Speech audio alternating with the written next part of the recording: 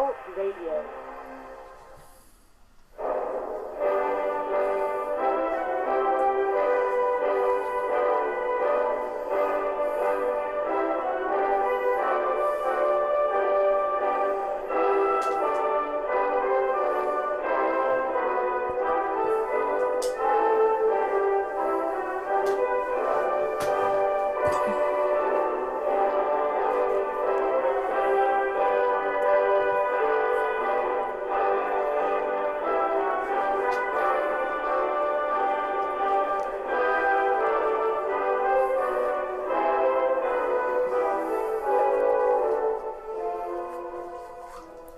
Boa noite, meus amigos, estamos aqui de volta.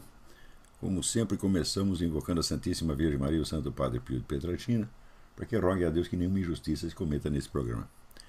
Antes de tudo, eu quero fazer aqui uma breve homenagem ao meu amigo José Monir Nasser, que faleceu ontem.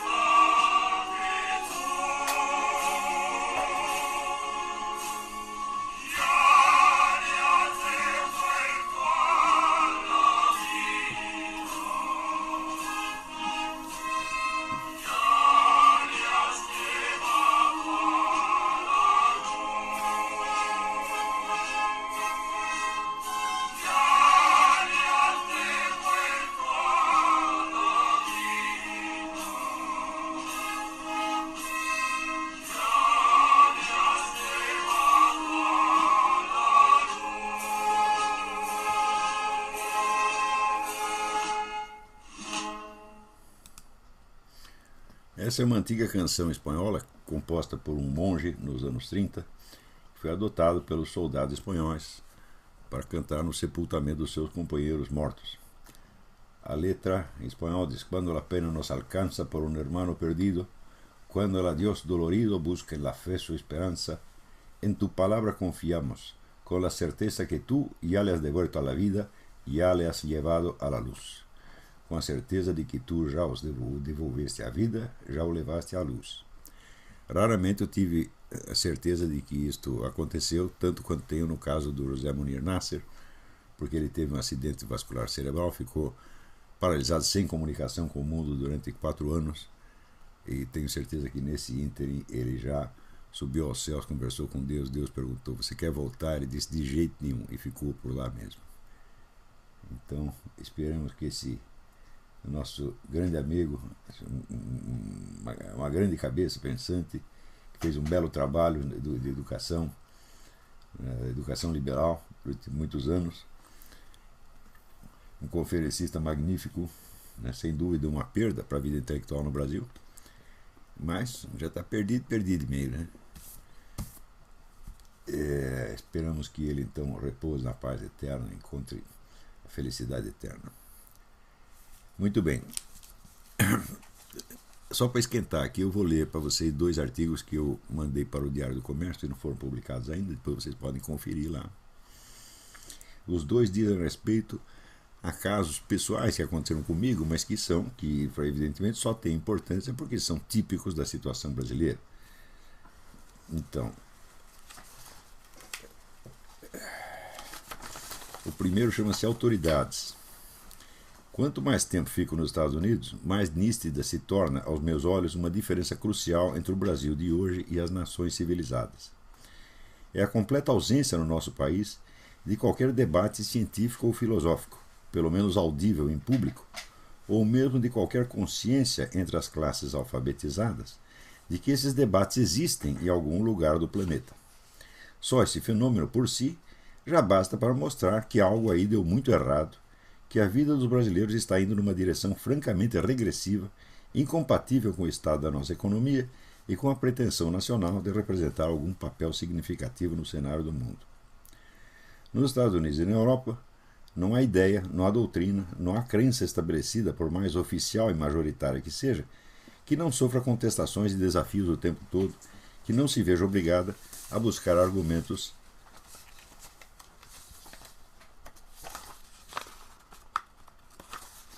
mais elaborados para defender um prestígio que assim não arrisca jamais congelar-se em ídolo tribal, em tabu sacrossanto.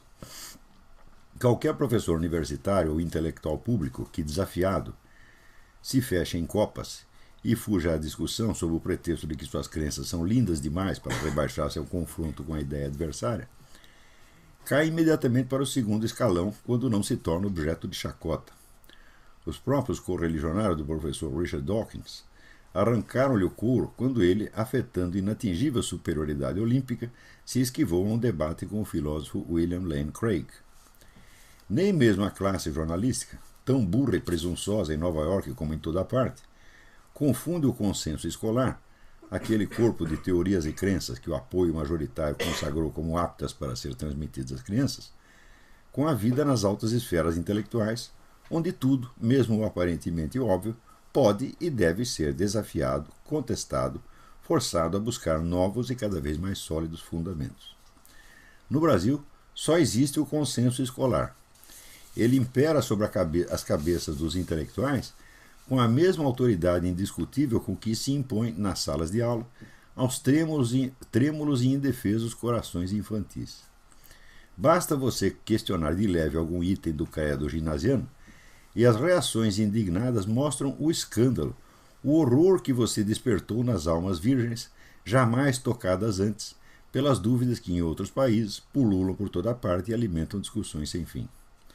Especialmente, os ídolos da ciência popular, Newton, Galileu, Darwin ou Einstein, adquiriram no Brasil o estatuto de divindades intocáveis, e não só entre meninos de ginásio, mas entre professores universitários, cientistas e formadores de opinião.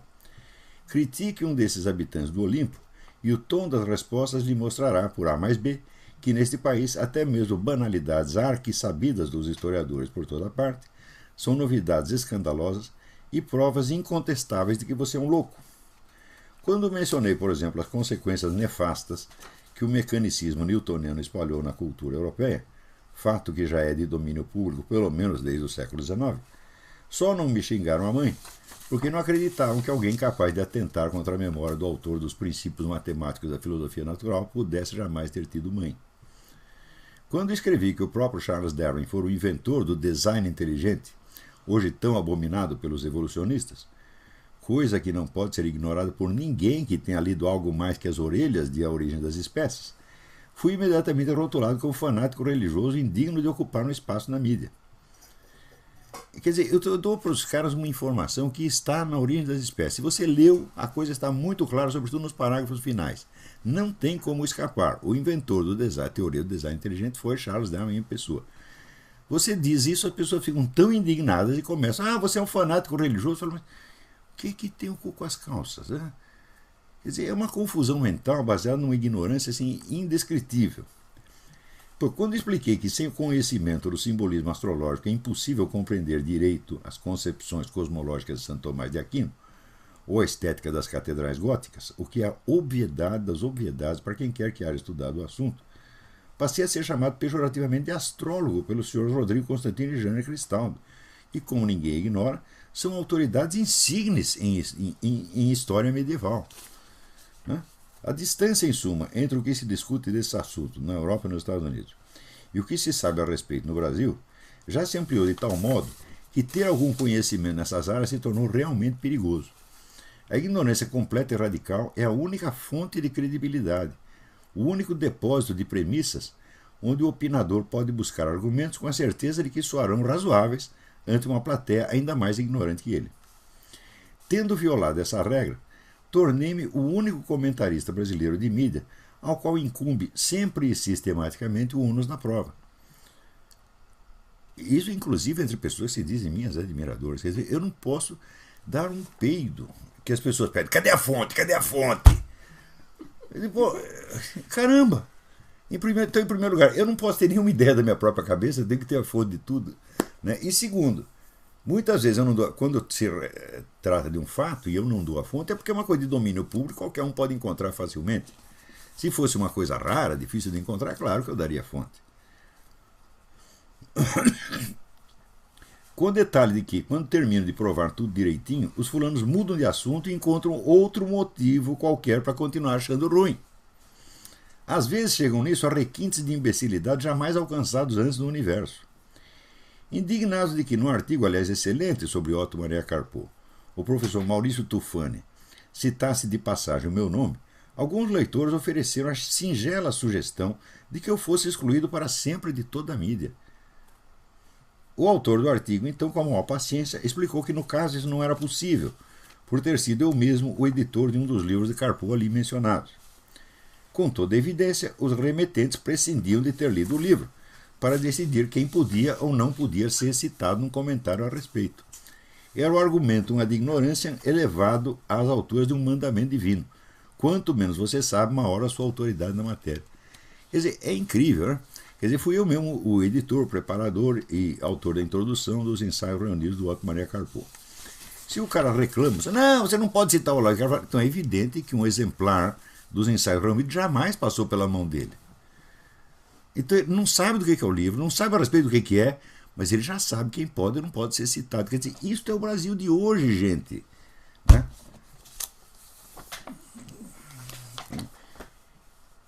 Mas num país onde Rodrigo Constantino se torna um opinador, formador de opinião, está tudo perdido, meu Deus do céu. O cara é um menino de 12 anos. Né? Ai, meu Deus do céu. Bom, daí a coisa continua. O próximo artigo chama-se O Leandro Conder da Direita. O leitor deve ter reparado que nos últimos artigos apelei reiteradamente ao testemunho da minha experiência pessoal. Não o fiz para me dar áreas de personagem interessantíssimo, mas porque as circunstâncias me colocaram, sem mérito ou demérito da minha parte, numa situação em que, pela distância e por mil e uma diferenças, sirvo de meio de contraste para a visão radiográfica do estado de coisa no Brasil mental. É a ele, não a mim, que desejo atrair a atenção. Dou, portanto, mais um exemplo. O professor Maurício Tufani, como já mencionei, defende valentemente o seu direito de citar um autor abominado pelo establishment esquerdista por julgá-lo uma referência indispensável no assunto. Mas, para não dar a impressão de que gosta desse autor mais do que seria decente em certos círculos, ele se apressa em apontar no referido um indigesto, aspas, preconceito anti-esquerdista, fecha aspas, pelo menos tão reprovável, diz ele, quanto, aspas, preconceito antidireitista, fecha aspas, observado no Leandro Conder. Colocando-se num ponto médio equidistante de dois extremos, o professor Tufani acredita sinceramente que fez justiça. Tal é, com efeito, o máximo de justiça que o autor mencionado, ou qualquer outro à direita de Che Guevara, pode esperar de um tribunal acadêmico jornalístico no Brasil de hoje. Eu, pois não é de nenhum outro que se trata, deveria estar grato por esse exagero de idoneidade com que um membro da corporação universitária colocou o interesse da verdade acima das conveniências da sua reputação profissional. No entanto, que sentido faz chamar de preconceito a atitude de um cidadão que por 30 anos absorve uma doutrina, primeiro como seu fiel seguidor, depois como seu simpatizante um tanto blasé e por fim como seu observador crítico, antes de pronunciar em público uma só palavra contra ela ou contra os partidos que a representam? Mesmo nada sabendo da minha vida, o professor Tufani poderia constatar, pelo número de autores marxistas que menciono, pela extensão e minúcia das análises que fiz a respeito em livros, artigos, cursos e conferências, que levei o marxismo perfeitamente a sério como objeto de estudo, em vez de julgá-lo sem conhecimento de causa, preconceituosamente em suma. Se algo conhecesse da minha biografia, ele teria notado que ainda em 1975, 10 anos depois do meu ingresso na militante esquerdista e 7 depois do meu desligamento, eu ainda estava tão embebido de simpatias esquerdistas que fui dos primeiros a me colocar na linha de frente do protesto sindical contra a ditadura militar, quando esta assassinou ou deixou que assassinassem o jornalista e militante comunista Vladimir Herzog. Com um pouco mais de pesquisa, teria descoberto que ainda em 1990, proferi na Casa do Estudante do Brasil um curso sobre a história das estratégias revolucionárias comunistas, caracterizado pela pura neutralidade descritiva, notando que da adesão devota eu havia passado não à detração hidrófoba, mas à observação desapaixonada e crítica. E a mera leitura do meu livro de 1993, A Nova Era e a Revolução Cultural, ele teria notado que, se a essa altura eu já não perdoava ao comunismo a sua propensão incoercível para o crime e a mentira, também não me mostrava nem um pouco leniente para com a ideologia neoliberal, que então eu ainda confundia com o programa globalista, um erro que corrigi depois. Teria percebido até que no meio das palavras cruéis com que descrevia a malícia da estratégia gramsciana, eu ainda fazia o diabo para salvar dos escombros de um ideal falido a reputação do Sr. Luiz Inácio Lula da Silva, coisa da qual hoje muito me arrependo. Então, parênteses, vocês veem que esta minha passagem, vamos dizer, da adesão incondicional e devota à crítica do marxismo foi um processo muito lento, muito pensado, muito examinado, tá certo? Agora, como é que você vai chamar isso de preconceito, meu Deus do céu? Hã? Bom, comparem agora esse currículo com o do Dr. Leandro Konder. Este nunca estudou nem discutiu em profundidade um único autor direitista, conservador ou liberal. Nem muito menos fez jamais qualquer esforço para compreender algum deles sine ira et studio. Quer dizer, a expressão latina, sem ira e sem escudo. Aderiu ao marxismo na adolescência, fechou-se dentro dele como um caracol atemorizado e nunca mais saiu de lá, convicto, sem a menor averiguação, de que fora dali não existe vida inteligente. A extensão da sua ignorância sobre o pensamento daqueles a quem odeia, ignorância que ele compartilha com quase todos os intelectuais de esquerda desse país, pode ser medida pelo já célebre dicionário crítico do pensamento de direita, que, pavoneando-se de dar um panorama completo dos autores e ideias direitistas, deixa de fora praticamente todos eles e se concentra em meia dúzia de esquisitões e tarados que a direita conservadora e liberal sempre abominou, mas que, estampados como seus representantes, bastam para queimar sua reputação para todo sempre. Preconceito, segundo todos os dicionários do mundo, é julgamento preconcebido, baseado em crendices, suspeitas imaginárias e ódios irracionais, anteriores a qualquer tentativa de obter quanto ao seu alvo algum conhecimento objetivo. Preconceito quem tem é o Sr. Leandro Konder, e eu não sou, nem nunca fui, sob aspecto nenhum, o Leandro Konder da direita. O equivalentismo sugerido pelo professor Tufani só é justo, portanto, no sentido em que a justiça reside num meio termo entre a verdade e a mentira. E olhem que, no meio universitário brasileiro, já é preciso um bocado de coragem para nivelar Leandro Konder e Olavo de Carvalho, o queridinho do partido e o malvado humilhador de comunistas. Só por isso o professor Tufani já merece o nosso respeito, com a ressalva de que suas intenções respeitáveis se realizaram por meio de uma concessão vergonhosa ao preconceito estabelecido. Olha, gente, o número de pessoas que, ignorando totalmente o assunto, mas estando sobretudo por fora das últimas discussões que acontecem a respeito em revistas acadêmicas, revistas de cultura, em livros aqui e na Europa, dão palpite e vêm com aquele ar de autoridade, né, infalível, né, frequentemente rindo e se fazendo realmente superior. Isso aí é uma coisa que já passou de todos os limites, vamos dizer, do humanamente admissível. Quer dizer, essas pessoas elas estão se esquivando de prerrogativas que são da espécie humana. Quer dizer, você conhecer um pouco do assunto é um direito que o ser humano tem. Eles não precisam abdicar assim tão profundamente, né, e tão devotamente, fazer uma espécie de voto de ignorância, né? Quando eu falei esse negócio a respeito do Newton, apareceu um idiota, um professor de física, dizendo: ele está contestando o Newton. Eu digo: hã? Contestando o Newton? Eu falei: peraí, eu discuti a lei da gravitação universal? Não. Eu discuti a filosofia mecanicista que está por trás dela e que, de fato, teve consequências nefastas. Qualquer pessoa que abra uma história da filosofia vai ver o que acontece na filosofia no século XIX, né, sobretudo depois do Kant,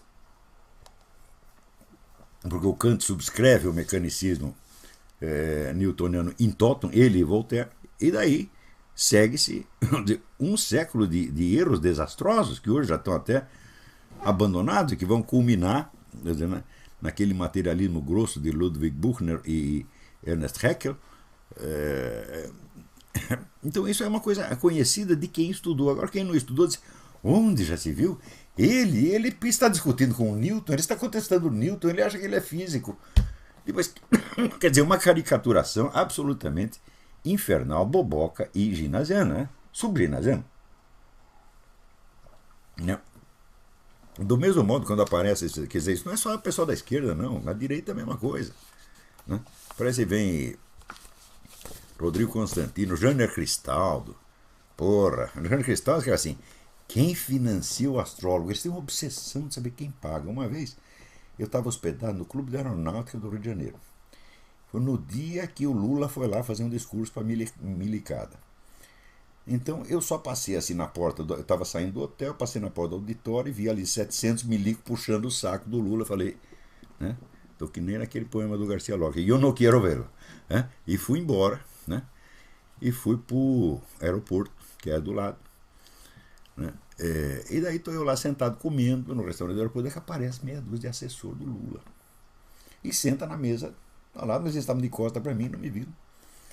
E estavam conversando assim, não, nós precisamos descobrir para quem ele trabalha. E foi então conversa, eu vi que estavam falando de mim. Né? Para quem ele trabalha? Eu trabalho para minha mulher e meus filhos, porra. Né?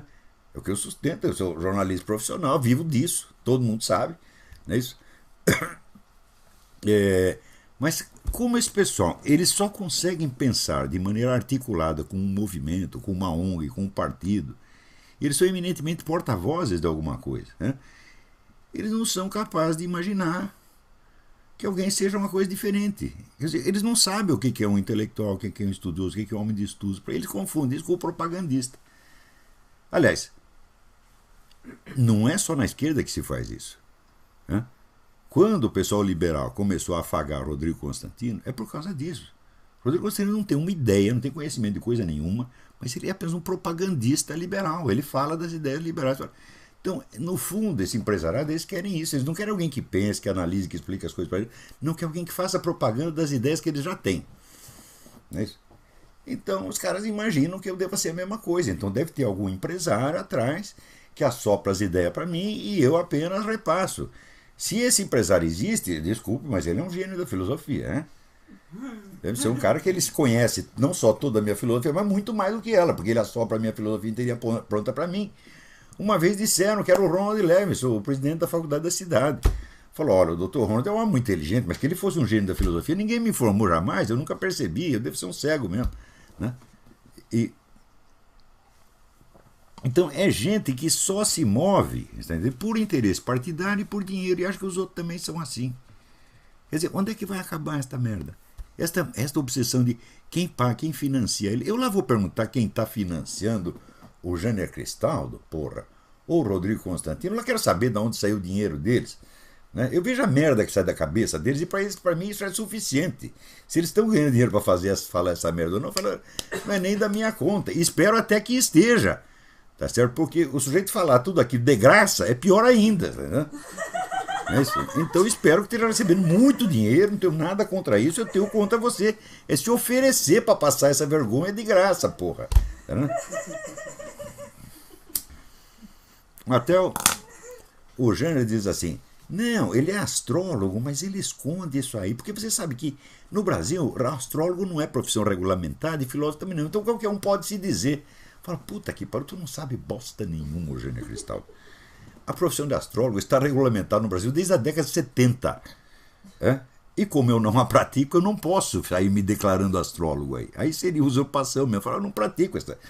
Né? Pratiquei durante 2 anos, na década de 70 mesmo. E mal cheguei a desfrutar da regulamentação. Então, pelo menos, quando falar da regulamentação da profissão ali, pelo menos estuda, porra. Agora, ele quer que a profissão de filósofo seja regulamentada também, porra. Né? É que a coisa mais ridícula do mundo regulamentar a profissão de filósofo. Chamar filósofo de profissão já é ridícula.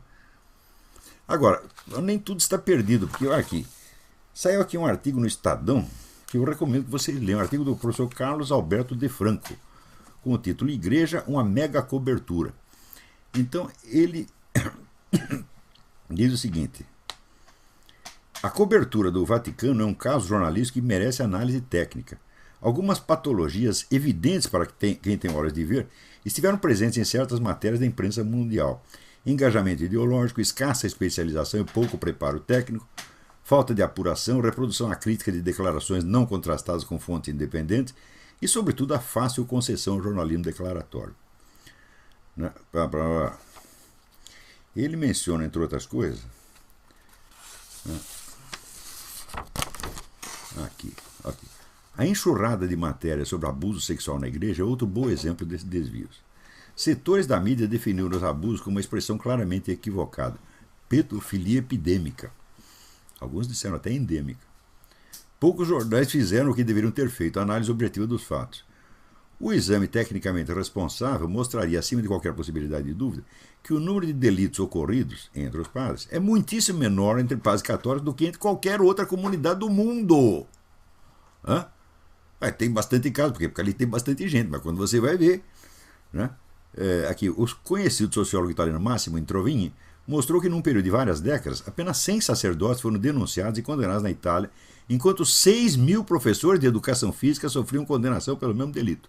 Na Alemanha, desde 1995, existiam 210.000 denúncias de abuso. Dessas 210.000, 300 estavam ligadas ao clero, menos de 0,2%. Como é que você vai agora propagar esta imagem de que a Igreja Católica é um antro de pedófilos?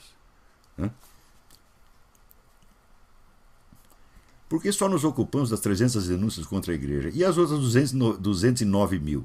E aí vai. Leiam esse artigo, por favor. Carlos Alberto de Franco, diretor do Departamento de Comunicação do Instituto Internacional de Ciências Sociais, IICS. Muito bem, professor de Franco. Parabéns. É um homem com 2 bolas e um cérebro. Está no Estadão. Pois é, está no Estadão aqui. Olha que coisa, saiu no Estadão, porra! Olha, no Estadão hoje, os artigos do falecido Dr. Júlio de Mesquita Filho não seriam publicados de jeito nenhum, porque atentam contra o establishment esquerdista, que domina aquela merda hoje em dia. Peraí, tem alguém no telefone. Alô? Vamos ver quem é. Alô? Alô? Alô? Quem é? Oi, o Marco, falo de Goiânia. Marco de Goiânia, tudo bem? Sim, tudo. Eu descobri o senhor há poucos meses e... Assim, é engraçado, é a primeira vez que eu comecei a sentir orgulho de ser brasileiro. Muito obrigado, muito obrigado. O primeiro intelectual brasileiro, assim, que eu descobri que é assim que fala. Você sabe o que quer dizer Olavo? Olavo, a palavra norueguesa, quer dizer sobrevivente. Quer dizer, morreu todo mundo nesta merda e sobrou eu, porra. Quer dizer, é o melhor do Brasil. Mas ser o melhor do Brasil é a coisa mais fácil, não tem mérito nenhum. Qualquer bunda mole, se estudar um pouquinho, um merda como eu, entendeu? Vira o melhor de todos. Assim, eu sou muito novo, mas eu já fui admitindo várias vezes que é uma coisa rara, as pessoas que eu estava errado e mudando assim de opinião drasticamente. Eu fui criado numa família que não ia à igreja, eu era ateu, eu me tornei protestante, me converti. Graças a Deus. Eu dei um monte de preconceito contra o catolicismo. E à medida que eu ia vendo seus programas, eu fui vendo assim, o tanto de mentira que era contado sobre a Igreja Católica, como a Inquisição, o número de pedófilos, etc. E eu queria assim, fazer uma pergunta. Faça. Sobre essa questão da Igreja Católica. Veja, você acha que os evangélicos que assim, eles ficam falando mal da Igreja Católica, as pessoas que não são da Igreja, você acha que eles têm consciência de que se a Igreja Católica acabar, o protestantismo, por assim, ser totalmente assim, diversificado, né, não ser nem um pouco unido, não tem a menor chance de lutar assim, contra essas forças globalistas que você está falando? Você tem toda a razão e acho que eles não percebem porra nenhuma. Tá certo? E, na verdade, quando falo mal da Igreja Católica, eles cerram o galho que estão sentados. Porque você teve 1.500 anos de catolicismo antes de surgir o primeiro protestante. Quer dizer que, de cara, eles incorporam ali 90 e tanto por cento dos ensinamentos da Igreja Católica. Eles agora vão cuspir em cima, cuspir na mão que os alimentou. Isso não se faz. Você divergiu? Muito bem. Eu acho que quem diverge dentro da Igreja Católica deve continuar dentro dela. Aliás, se você quer saber, a saída de Lutero da Igreja Católica foi uma sucessão de equívocos e de mal-entendidos. Ele não queria sair. Ele queria brigar lá dentro mesmo, que é um direito que nós todos temos, eu também exerço. Mas no fim, deu errado. Existe o livro da Barbara Tuchman, A Marcha da Insensatez, que tem um belo capítulo sobre como é que aconteceu realmente, vamos dizer, a rebelião protestante. Foi uma série de equívocos, não precisava ter acontecido. Né? Sim. Mas assim, sobre o Lutero, isso eu não sei assim, porque tem tanta coisa que a gente lê, de tantos historiadores, de gente renomada, e depois a gente vai ver apenas uma mentira boba, recontada. Funciona assim, talvez você já deve ter estudado sobre isso. É verdade que o Lutero ele era antissemita? Já sim, radicalmente. Isso é sério. Eu tenho aqui as obras completas do Lutero, hein, na tradução americana. Tá tudo lá. Não, agora, olha, antissemita no mundo não faltou. Kant era antissemita, Goethe era antissemita, Shakespeare era antissemita. Era um bando de gente, porra. Ninguém gostava dos judeus. O judeu era que nem uma batata quente, cada um jogava pro outro. Veio o judeu pra cá, a gente joga pra lá. Veio pra Inglaterra, não, nós vamos pra Portugal. Portugal manda pra Espanha, Espanha manda pro raio que eu parta. Ficou essa porcaria durante 2000 anos, tá entendendo? Certo. Agora, nós não podemos julgar essas pessoas hoje, essas atitudes hoje, por coisas que foram sendo incorporadas à cultura muitos séculos depois. Agora, tem uma coisa que tem que ser restaurada. O maior protetor dos judeus na Europa foi sempre o Papa. Era o único lugar da Europa onde eles estavam seguros de estar seguros. A coisa encrencou, você corria para a Holanda ou você corria para Roma. Eram os dois lugares seguros. A Holanda porque já tinha instituições democráticas naquela época e em Roma porque o Papa era o grande protetor. Então, vamos dizer, a violência que se cometeram contra os judeus, cometeram sim. Mas você dizer, por exemplo, que a Inquisição cometeu violência contra os judeus, não. A Inquisição só julgava católicos. Isso é importante. Quem está fora do catolicismo está fora da Inquisição. A Inquisição é um órgão interno da igreja. Então, tinha muito cara judeu que se fingia conversão e depois ficava pregando outra coisa. Então o cara era acusado por isso, não por ser judeu, mas por ser um falso católico. Agora, quando que a Inquisição foi lá julgar um rabino por estar ensinando o judaísmo? Ao contrário, existe instrução clara do Papa Gregório VIII, salvo engano, agora dizendo o seguinte: os judeus têm que ser deixados no canto deles, vivendo segundo os hábitos conforme Moisés lhes ensinou. Não é para encher o saco, deixa eles lá. Então, esta foi a política da igreja. Agora, a igreja são milhões de pessoas, porra. E como é que o Papa vai controlar todo mundo? Quer dizer, explosões de antissemitismo aconteciam aqui e ali. Por quê? O nego tomava um dinheiro emprestado do judeu, depois não tinha dinheiro para pagar. Falava, agora eu vou inventar um pretexto teológico, eu vou lá e mato o filho da puta e não preciso pagar mais. Então era coisa desse tipo. Veja, naquela época você não tinha telefone, não tinha telégrafo, não tinha internet, tinha uma ordem do Papa para chegar. O Papa emitia uma ordem em Roma. Você imagina para a ordem chegar na Alemanha, levava um ano, porra. Isso se não matasse o emissário no caminho. Então o controle que o Papa tinha da igreja era ridículo. O Papa só começou a ter um controle maior sobre a igreja a partir do Renascimento, a partir do Concílio de Trento. Antes, aquilo era a casa de Maria Joana, cada um fazia o que queria, porra. Veja o número de papas que foram derrubados à tapa. Né? O cara assim, eu tô com o saco cheio desse papa, ia lá juntar meia dúzia de príncipes, juntava um soldado, ia lá dar um pontapé na bunda do papa. Pronto, agora eu sou o papa. Isso aconteceu várias vezes. Agora, o pessoal tem a ideia de que a igreja era um bloco monolítico, de que todo mundo obedecia o papa. Meu Deus, mas quanta ignorância! Né? E, assim, eu queria um conselho também, que eu estou tentando fazer uma coisa. Eu acho que talvez o senhor pudesse me orientar um pouco. Pode falar. O senhor ainda está aí? Tô. Onde mais eu poderia estar? É o seguinte, eu vejo, assim, desde bem pequeno, uma coisa que eu aprendi muito bem é não confiar, assim, em algo que o professor diz só por ele ser um professor. E assim, eu vejo direto que professores, principalmente de filosofia, de história, são professores que têm essas tendências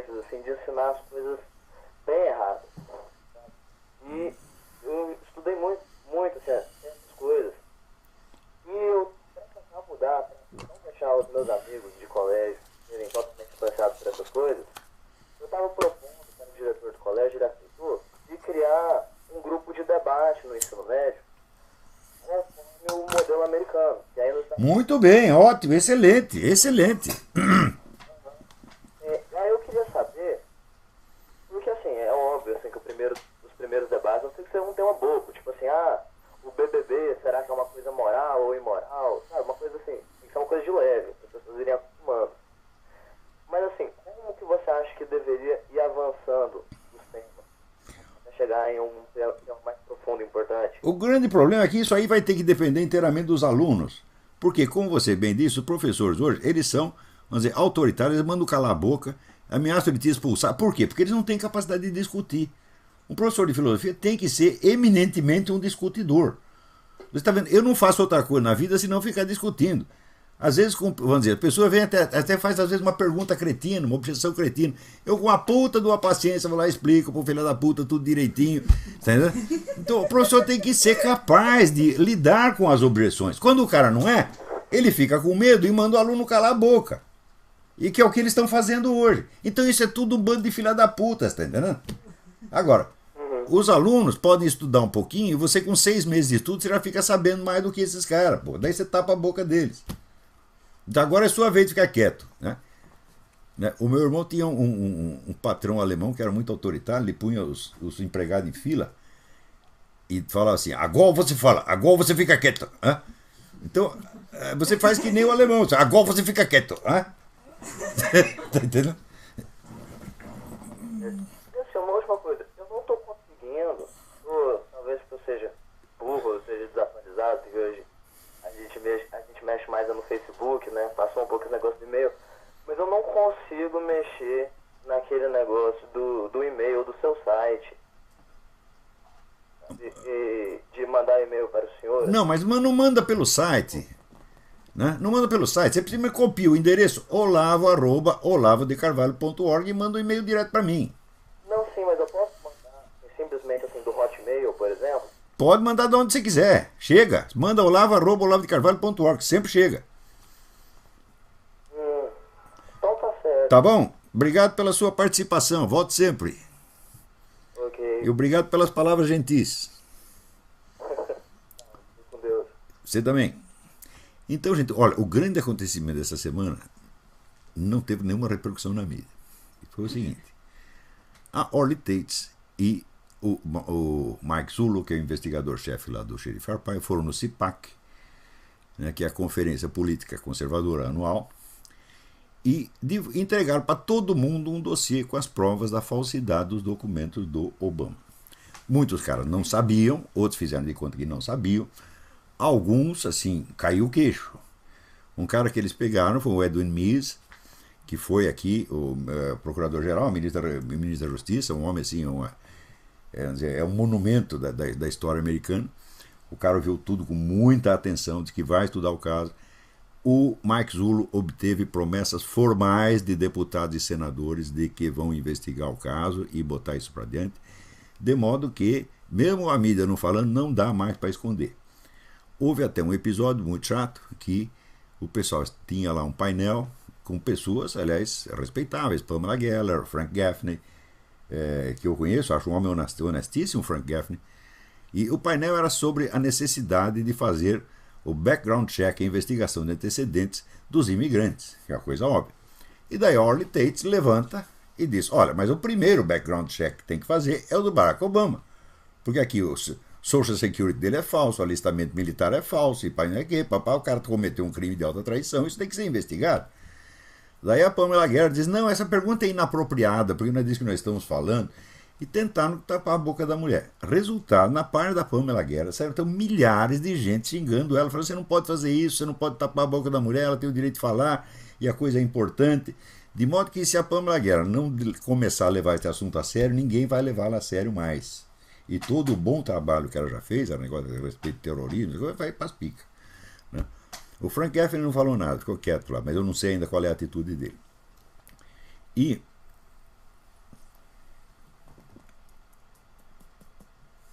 o que me pareceu realmente importante foi o ponto culminante do CIPAC, ponto alto do CIPAC. Eu já estava muito impressionado com o discurso do Lapierre, né, que é o chefe do NRA, National Rifle Association, um discurso muito bom que até coloquei no Facebook. Mas depois teve um momento excepcional, que foi quando Sarah Palin, em pessoa, chegou lá e disse: nós temos que fazer background check dos imigrantes. Sim, mas em primeiro lugar temos que fazer o background check do Barack Obama.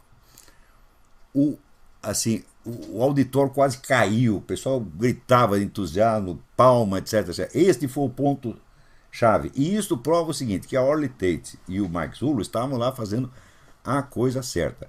O problema dos documentos do Barack Obama é o assunto. O resto é tudo conversa mole. Porque se você deixa um negro com um documento falso ocupar a presidência da República, pois qualquer merda que ele faça lá é apenas decorrência deste crime inicial, é apenas o complemento. Não adianta você ficar, né, discutindo o rabo do cachorro depois que ele te mordeu, porra, você tá entendendo?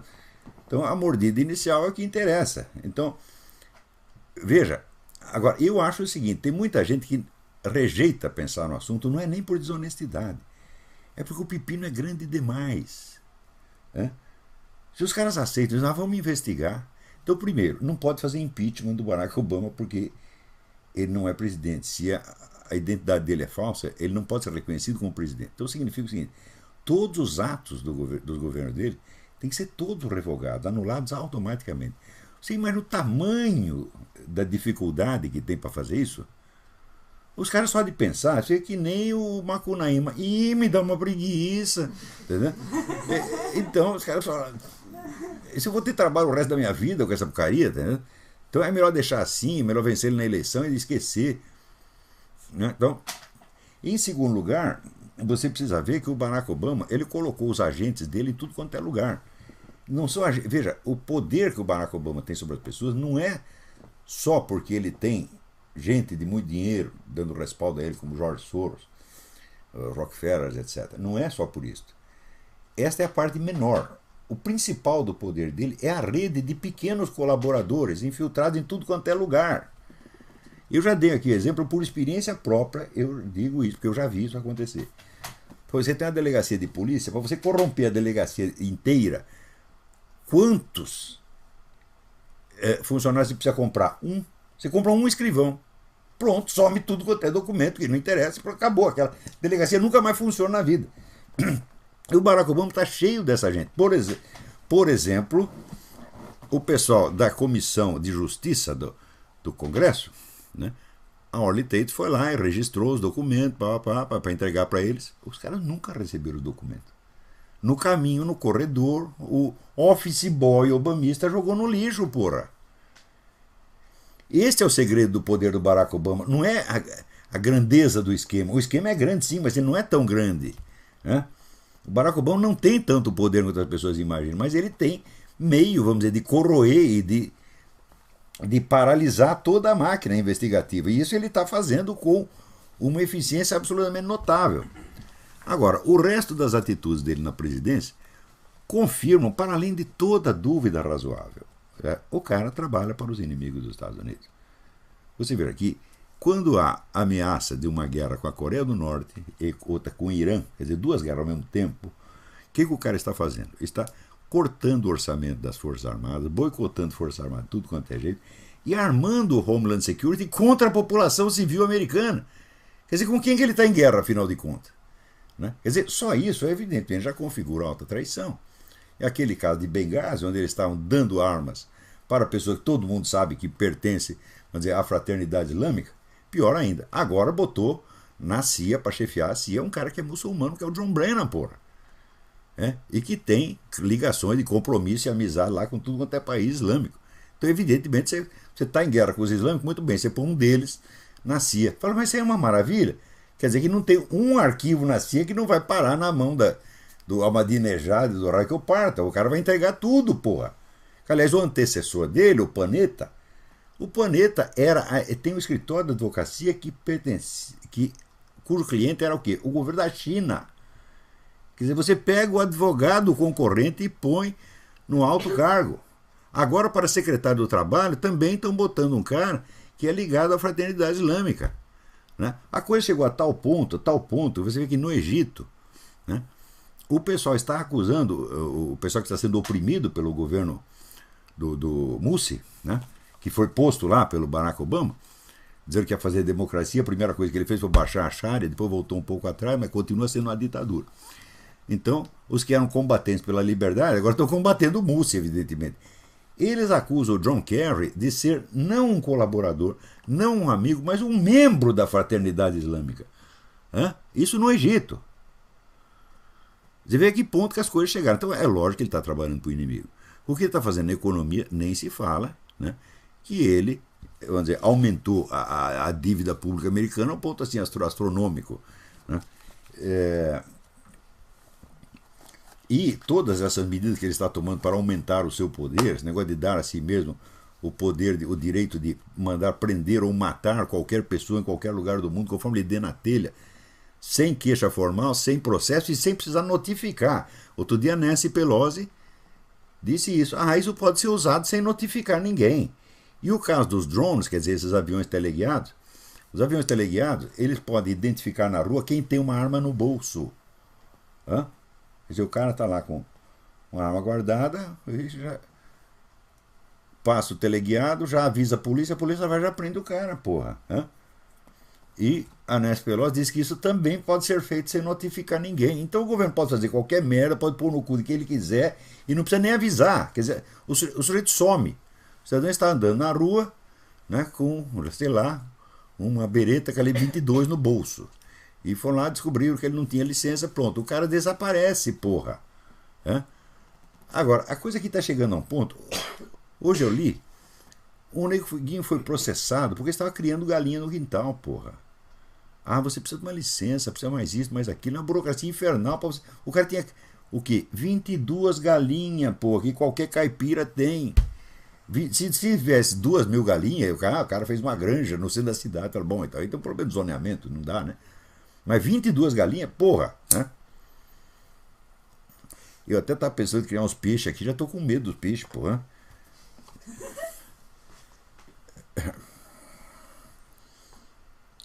Agora, também aqui nesse programa do negócio do controle de armas, né, vocês ouçam o discurso do Wayne LaPierre. É maravilhoso o discurso, é maravilhoso, porra. O cara foi lá e falou, fiquei felicíssimo de ser um membro da NRA. Falei, porra, esse cara tá honrando a camiseta, porra. E ele disse o seguinte, veja que coisa, ele disse, olha, os fulanos dizem que eu sou louco, mas olha aqui, olha o que o Joe Biden disse. Ele disse, se a mulher vê um estuprador se aproximando, ela pega uma shotgun, uma espingarda dessa de 2 canos e dá 2 tiros para o alto. Daí o Wayne LaPierre disse, ótimo, dá 2 tiros para o alto, fica sem bala nenhuma e avisa o estuprador, já descarreguei tudo, pode vir. E ele diz, o louco sou eu, porra, né? Daí ele passa aqui, um trecho daquele documentário da Homeland Security que diz assim, como você se defender, né, de um agressor armado. O sujeito entra com um fuzil AR-15 na sua repartição, no seu banco. Então ele diz, a primeira sugestão, esconda-se embaixo da mesa. Outra, pegue uma tesoura, um extintor de incêndio, alguma coisa, um sapato. Né? Não é gozação, gente. Eu botei no meu artigo o link para o documentário oficial do Homeland Security dizendo como você se defende de um agressor armado. Né? Eu não sei que artigo foi esse. Não lembro mais, pô. Eu escrevi tantos artigos que... Mas tá lá, em um dos artigos tem o link desse negócio. Né? E ademais, agora nós vamos fazer o background check de todo mundo, né? Ótimo, faz o background check, aquilo vira um documento público e você está explicando para todos os bandidos onde tem a arma guardada para eles lá roubar. Né? É uma maravilha.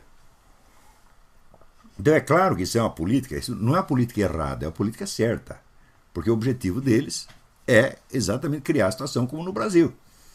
Que é, vamos dizer, o que se chama governar pelo caos. Você mantém a sociedade num estado de intimidação e de insegurança permanente. O que permite que o governo interfira mais e mais e mais e mais e mais e mais. Né? Até existe, olha aqui, tem um livrinho que chama Gouverner par le chaos, Governar pelo Caos.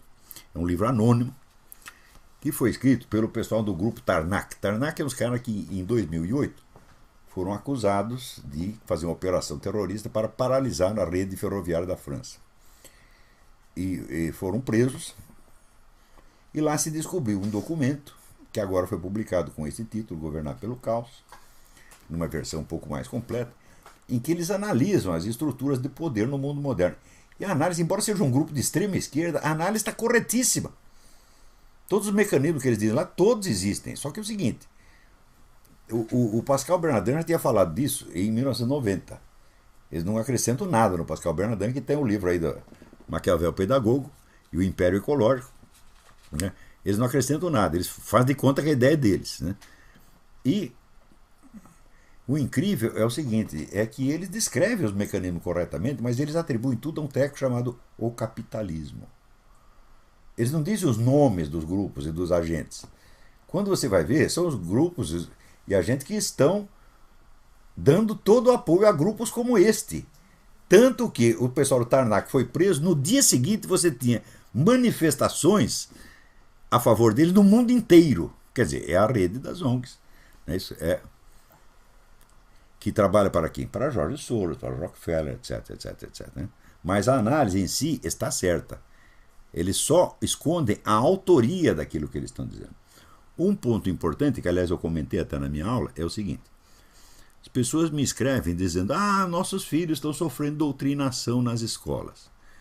E vocês estão muito enganados, filho. O tempo da doutrinação já acabou. Doutrinação é você inculcar na cabeça do fulano uma visão do mundo, relativamente coerente, organizado, portanto reconhecível. É impossível você inculcar uma concepção do mundo sem mostrá-la em oposição a uma outra cosmovisão alternativa. Então você tem aqui, essa aqui é a doutrina certa, esta é a verdade, aquilo lá é o mal e a mentira. Tá certo? Então, você tem que apresentar algo da cosmovisão adversária, mesmo que seja tudo inventado, falsificado e caricaturado. Tem que ter um inimigo. E acontece que, então, o processo da doutrinação ele acaba produzindo discussão. Então ele não funciona muito, ele funciona para metade. Então, desde a década de 40, os neguinhos estão estudando um modo mais eficiente de mudar a cabeça das pessoas. E chegaram à conclusão que isso já na década de 50 estava tudo pronto, essa tecnologia, alta tecnologia, isso aí não é coisa de um cara do Partido Comunista, um grupo anarquista que fez, não, isso aí foi gente muito preparada, cientistas da primeira ordem, como Kurt Lewin, tá certo? Que então criaram um conjunto de técnicas para ser aplicadas em massa, tá certo? E essas técnicas, elas não visam a convencer ninguém de nada, elas não passam doutrina nenhuma, não passam ideologia nenhuma. Elas atuam diretamente na conduta sem passar pelo problema das ideias e valores. Não é isso? E, mais ainda, é tudo feito de maneira que o indivíduo sofra a mutação acreditando piamente que foi por iniciativa dele próprio, que foi uma escolha livre. Então é criada uma situação que simula uma liberdade de escolha, quando na verdade não há liberdade de escolha nenhuma. Um exemplo característico é aquele que foi até celebrado pelo Gerald Thomas na imprensa brasileira, tendo um professor que sugeriu, disse aos alunos o seguinte: olha, esse negócio de homossexualismo, vocês não podem assim julgar sem conhecer. Então vocês têm que ter alguma experiência pessoal. Né? Então nós vamos fazer uma experiência. Aqui nesse fim de semana vocês vão chupar uma piroca. Né? É trabalho escolar. Não tem sacanagem. Né? É que nem naquele filme Torrente, que tem dois policiais, né, fazendo estão ali esperando uma tocaia para um bandido, eles não tem nada que fazer, estão ali, o que nós vamos fazer aqui? Vamos tocar umas punhetas. Eu toco para você toca para mim, mas sem viadagem. Então, também, isso aqui é trabalho escolar, precisamos chupar a piroca sem viadagem. Né? E isso é baseado numa verificação estatística feita pelo pessoal do Kurt Lewin, do Instituto Tavistock de Londres, de que se você induz uma pessoa a, por experiência, agir de uma maneira que seja contrária aos seus valores, sentimentos e princípios, em mais de 80% dos casos eles vão mudar de valores e princípios como uma justificativa retroativa. Então, resultado, os alunos chuparam as pirocas e todos voltaram dizendo: ora, não é tão mal assim, eu até vou tentar de novo. Então pronto, você não discutiu nenhuma ideia, você não inculcou nenhuma ideologia, você sugeriu e o nego livremente escolheu, porque é por efeito estatístico. Isso está sendo usado nas escolas o tempo todo. É aquele, vou dar um exemplo, que está aqui até num livro, que eu vou mostrar para você. Petit traité de manipulation à l'usage des honnêtes gens. Né? Pequeno tratado de manipulação para o uso do cidadão comum. Né? Ele diz o seguinte, ele começa assim. Vamos supor que você saiu para a rua, precisa fazer um telefonema, você enfia a mão no bolso, esqueceu o celular. Vai pegar a carteira para pegar uma moeda para usar um orelhão, esqueceu a carteira. O que você faz? Você vai precisar pedir um dinheiro. Então, ele diz, bom, você vai ter que vencer a resistência, a humilhação de você ter que pedir uma esmola na rua. E você sabe que o número de pessoas que vão ajudar é mínimo, é 10%, vai? Um em cada 10 vai dar uma moeda. Agora, tem uma outra técnica. Você para o sujeito e não pede a moeda, você pergunta que horas são. Daí ele diz. E daí você pede a moeda. O número das pessoas que dão multiplica por 4. Se antes era 1 em cada 10, agora são 4 em cada 10. Isso foi comprovado milhares de vezes. E existem milhões de técnicas deste tipo que estão sendo usadas o tempo todo nas escolas para produzir mudança de comportamento sem passar pela discussão, sem passar pelas ideias e valores, sem passar pela inteligência. E o indivíduo que fez acredita que... Por que você deu a moeda? Eu dei porque eu quis. Então, todas essas técnicas estão abundantemente descritas. Veja, eu toquei nisso e expliquei isso no meu livro Jardim das Aflições, em 1996. Passa todo esse tempo, ainda tem gente que acha que isso é teoria da conspiração. Embora a bibliografia tenha aumentado monstruosamente, seja bibliografia científica, não é coisa de jornalista, não, já está. Mas o que acontece? Quanto mais livros saem, mais a coisa fica desconhecida no Brasil. Porque se você disser, existem 200 livros a respeito, o cara, não quero saber. Me explica em 10 linhas. Né? Se não dá para explicar em 10 linhas, o cara não quer saber mais. Quer dizer, quanto mais provas tem de uma coisa, menos as pessoas ficam sabendo no Brasil. E por isso mesmo, quanto menos sabem, mais se sente autorizado a cagar regra, porra. Né? E a fazer gozação em cima de quem estudou, como faz esse idiota desse Jânio Cristaldi e esse bunda do Rodrigo Constantino. Você tá entendendo? Né? E os outros aí também. Né? Alô, tem alguém na linha? Alô, professor? Sim, tudo bem? Está me ouvindo? Quem é? É Marcos de Belém. Marcos. Marcos de Belém. Tudo bom? Tudo bom, graças a Deus.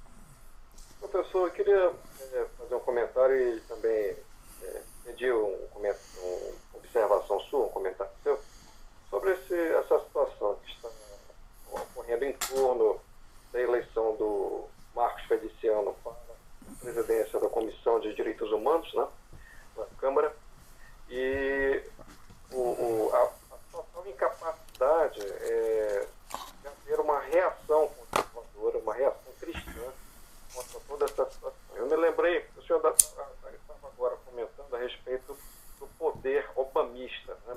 O office boy do tribunal jogou fora um documento que poderia estar contra os interesses do Obama. Quer dizer, não é preciso nem haver uma coordenação de ações. Né? A coisa já está tão consolidada na mentalidade dos seguidores do cara que eles já contribuem espontaneamente. Né? Então, eu me lembrei com isso do seu artigo, A Falta que a Militância Faz. Eu já, inclusive, mandei para alguns amigos, alguns conhecidos desse artigo, e fica bem patente a eterna desvantagem de qualquer oposição, né? Uma oposição amorfa e dispersa, né? Sem dúvida. Ao governo do PT, se esta não se consolidar como militância organizada, né? Bem identificada ideologicamente, né? Não digo ideologicamente, mas em termos de conhecimento, de discernimento das coisas.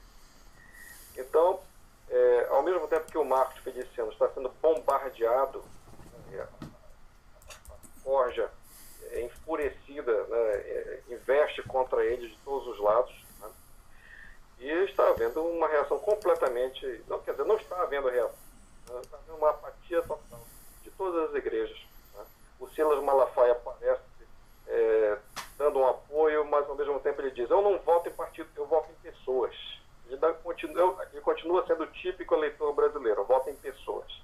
Eu escrevi para ele uma mensagem dizendo, pastor, até uma criança é capaz de perceber que quando o indivíduo é levado ao poder pelas vias de uma organização partidária, é claro que ele representa os interesses e ideologias. Sem sombra de dúvida, sem sombra de dúvida. Como é que o senhor vai votar em pessoas, né, ignorando a que partido elas pertencem? Né? Então, quer dizer, em torno de tudo isso aí, de toda essa situação, eu imagino assim, o povo cristão parece aquele prisioneiro dos índios apaches, né, que ficava dentro de um caldeirão pegando fogo e os índios dançando em torno dele, né, enquanto ele cozinhava. Então, o povo cristão está nessa situação, cercado, né, e apático, completamente desorientado. Veja, toda esta situação, todo este movimento como gaysista, feminista, antirracismo, racista, etc., tudo isso é calculado já de início para confundir o adversário totalmente e colocá-lo na pista falsa. Então, veja, por exemplo, o pessoal gaysista diz assim, se você não quer o casamento gay, você está negando aos gays um direito que os outros têm. Então ele está partindo do princípio de que esse direito existe e está sendo violado. Tão logo você tenta explicar que não é assim, o que acontece? Você está tomando posição contra o casamento gay, portanto você já está negando o direito. Percebeu o truque? Ou seja, a coisa é colocada de tal maneira que não dá para discutir. Se você tenta discutir nos termos em que a coisa foi colocada, você já caiu na armadilha. Eu estou explicando isso faz anos e essa turma não entende, porra. Por quê? Porque esse pessoal católico, protestante, conservador, liberal, é tudo burro, presunçoso, quer subir na vida sem fazer força, não quer nem estudar os problemas, porra. Então eles vão lá, dão a cara a tapa e se ferram. Eu não tenho nem um pouco de dó deles, não tenho dó desse Marco Feliciano, não. Porque o cara chegou lá em cima sem ter estudado o mínimo do que ele precisava para entender a situação na qual ele está. Então esse é um irresponsável também, quer dizer, foi lá, dar a cara a tapa, tá certo? Cutucar a onça com vara curta e naturalmente se ferrou. Falou, mas o que mais poderia acontecer? Somente isto. Então, ou este pessoal da direita toma consciência, fala, peraí, agora nós temos que ser pessoas sérias. Não adianta eu chegar lá, porque eu li meia dúzia de versículos da Bíblia, então Deus está comigo, né? E se o Senhor está comigo, quem está contra, e vou lá acabar com tudo. Você vai se ferrar, porque você está presumindo da proteção divina, o que já é um pecado, tá certo? E segundo, você está cometendo o pecado da soberba, de você se oferecer para um cargo para o qual você não está qualificado. Note bem, eu estou qualificado para ser deputado? Não estou, meu filho. Porque para ser deputado, além de estudar tudo que eu estudei, precisava estudar outras coisas que eu não estudei. Eu vou começar pelo regulamento do Congresso. Eu não estudei. As técnicas da política parlamentar. Eu não estudei. Falei, então eu não estou qualificado. Eu estou qualificado para fazer exatamente o que eu estou fazendo. Eu sou um excelente professor, tá entendendo? E escrevo muito bem. É isso que eu sei fazer.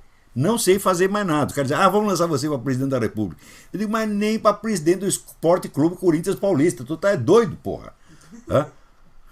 E o Marcos Feliciano ainda tem um precedente de ter apoiado o PT, O cara ainda é petista, puta merda. O que mais que ele quer? Agora ele está vendo que o fruto pernicioso da semente que ele plantou. Agora ele está se arrependendo. Pois é, mas quantos anos esse cara vai levar para entender o que se passou? Por essas explicações que eu estou dando, fala, você nunca pode aceitar o debate nos termos que os caras colocaram, nunca pode tomar posição. Eles te chamam para tomar uma posição e você toma, idiota. Quando você tem é que denunciar o mecanismo psicológico por trás da coisa. Existem argumentos bem simples para isso. Por exemplo, sobre a questão do casamento, o direito não se refere só aos casamentos nubentes, né? O direito envolve a questão familiar, é o direito de uma criança... Sim, mas isso ainda é um argumento, e não se trata de argumentar. Argumentar significa o seguinte, tem um nego que tem uma proposta, uma tese aqui, você tem uma tese contrária, e existem regras comuns que ambos os debatedores aceitam. Aí você argumenta.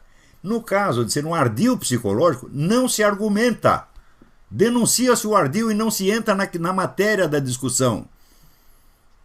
É a coisa mais óbvia do mundo. Entendeu? O cara me chama, vamos dizer, sei lá, para uma luta de boxe, onde ele tem o direito de entrar com uma ferradura dentro da luva, tá certo? E eu vou lá e tento lutar com o cara nesses termos. Fala, claro que eu vou me ferrar. Você não tem que lutar, você tem que denunciar a ferradura na luva, porra. Não entrar na discussão jurídica, moral, não entrar de jeito nenhum. Denunciar a malícia de um ardil psicológico feito que não é para abrir discussão, é para escravizar a mente das pessoas. Então, quer dizer, você me veio com essa proposta, essa é uma, vamos dizer, a maneira de você formular a discussão é ditatorial, foi calculada para isso, foi desenvolvida pelo psicólogo tal, e você está com treta. Isso aí é um estelionato. É isso que você tem que discutir. Agora, e a questão moral do homossexualismo? Eu digo, meu filho, o homossexualismo existe desde a queda de Adão. Tá certo? Ele não vai acabar. Então, se você quer fazer uma luta contra o homossexualismo, digo, bom, vai demorar mais alguns milênios. Agora, se você quer fazer uma luta contra o movimento gay, que é uma determinada política, o movimento gaysista, é outra coisa completamente diferente. E que não tem nada, zero a ver com a questão moral do homossexualismo. Por quê? Porque a técnica é a mesma usada por movimento gay, por movimento feminista, por movimento... As técnicas são a mesma, porra. Então são elas que você tem que atacar e não o conteúdo das teses que eles estão dizendo. Eu estou explicando isso há mais de 10 anos, é a mesma coisa que falar com uma porta. Não, até tenho conversado aqui com a minha porta, de vez em quando ela dá umas respostas inteligentes. E professor, enquanto isso acontece, né, aí o PNDH3, né, já gerando seus frutos, agora como a senadora Cátia, né, a Cátia Abreu publicou na Folha de São Paulo, eu sei que não saiu, né, inclusive o estilo de redação aqui da Cátia Abreu está assim, bem identificado como uma discípula olavística, né? Será que ela está lendo esse artigo aprendendo alguma coisa? Acho que sim, está entrando já na cabeça. Espero que sim. Esperamos que sim. Então ela fala aqui que um dos resultados em IDH3 é agora o projeto do novo Código de Processo Civil, cujo artigo 159 determina o seguinte: nos casos de litígio coletivo pela posse ou propriedade de imóvel urbano ou rural, não é só rural, é urbano também, antes do exame do requerimento de concessão de medida liminar, o juiz deverá designar audiência de justificação prévia e conciliação entre as partes e seus representantes legais. Quer dizer, um assaltante entra na sua casa e expulsa de lá, e o senhor tem que convocar um processo judicial para a justiça discutir entre o senhor e o assaltante quem tem direito à sua casa. Sim. E isso se soma com o projeto do novo Código Penal, né, que também estabelece a mesma coisa de uma maneira diferente, mas... Isso é fraude legislativa. O que você tem que fazer não é discutir a coisa, tem que meter um processo do filho da puta dizendo que você está fazendo uma fraude legislativa. Isso é falta de decoro parlamentar, tem que sair de largar seu mandato já. Porque não se discute a proposta. O sujeito entra aqui na sua casa e diz: olha, eu estou aqui para comer a sua mulher e as suas filhinhas. Vamos discutir. Não é nem, ora, porra! É só uma militância que não existe, né, denunciar a existência desses projetos, que eles já são autoexplicados, né, eles já são tão loucos, tão absurdos. Eu estava comentando aqui, olha, o projeto do novo Código Penal, nem o Salvador Dalí, no mais alucinado dos seus sonhos surrealistas, ele conseguiria imaginar um negócio tão louco, tão absurdo. Pois é, mas é o absurdo proposital. Às vezes o pessoal pensa que é ignorância, que é inépcia. Não é, porque isso tudo vem pronto da ONU, vem pronto de esquemas globalistas. Gente muito preparada concebeu essas coisas há 50 anos atrás. E o pessoal não estuda, porra. O projeto do novo Código Penal, em relação a terrorismo e invasão de terras, quer dizer, de maneira bem ardilosamente complementar ao projeto do novo Código de Processo Civil. O novo Código de Processo Civil dá legitimidade à reivindicação do criminoso, né? E o Código Penal isenta o criminoso de ser considerado criminoso, né? Diz assim: o terrorismo é criminalizado, artigo 239, mas as condutas descritas, sequestrar, incendiar, saquear, depredar, explodir, etc., deixam de constituir crime de terrorismo se movidas por propósitos sociais e reivindicatórios. Quer dizer, Bom, mas todo mundo protesta reivindicatório. Nem quando vem me roubar, ele tem uma reivindicação sobre as minhas propriedades. O cara me encosta o revólver na minha cara e diz, eu estou reivindicando aí o seu relógio, a sua carteira, etc, etc. Um lado bom disso, que eu vou tacar fogo na casa da Dilma e dizer que eu estou fazendo uma ação reivindicatória. Então não é terrorismo. Mas eu acho que o pessoal, esse tipo de coisa deveria ser feito na mesma hora, tá entendendo? Falar, vamos aplicar a você o seu remédio, para ver se você gosta. Né? E mais absurdo do que isso, a questão da prostituição infantil. Essa proposta do novo Código Penal reduz a idade de consentimento sexual de 14 para 12 anos, ao mesmo tempo que deixa de considerar crime exploração sexual de terceiros. Quer dizer, o resultado não será crime exploração sexual de menores de 12 anos. Mas isso aí é a grande reivindicação do Sindicato Nacional dos Proxenetas, porra. Nós queremos poder explorar as mulheres, né? Alugar a buceta, né? Livremente, sob a proteção do governo, porra. Cadê que o Marcos Feliciano, o Silas Malafaia, e quem quer que seja que tenha voz, né, pública neste país, abre a boca para falar sobre isso. Quer dizer, todo esse pessoal analisa a coisa errada porque eles imaginam o seguinte, nós estamos num sistema democrático, nós temos a ordem legal e dentro desta ordem legal nós discutimos teses opostas. É assim que eles entendem.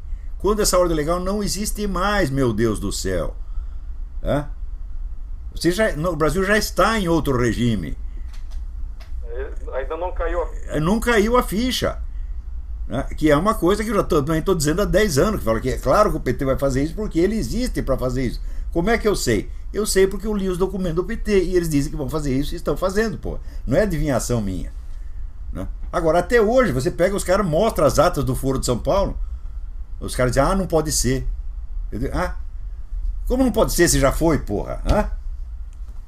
Então... Em 2010, bastou uma abordagem que se deu apenas em nível das redes sociais na internet, sobre uma discussão sobre a questão do aborto, a questão da liberdade religiosa.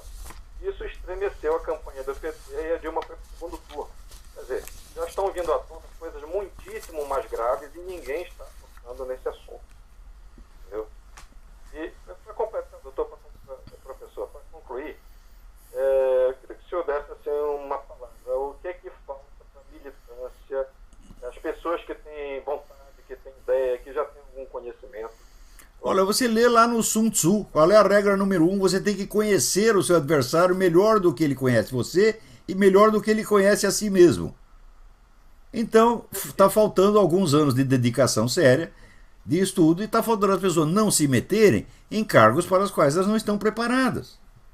Eu digo assim, a militância popular mesmo, o que é que está faltando para as pessoas? Não há militância popular se você não tem liderança, meu Deus do céu.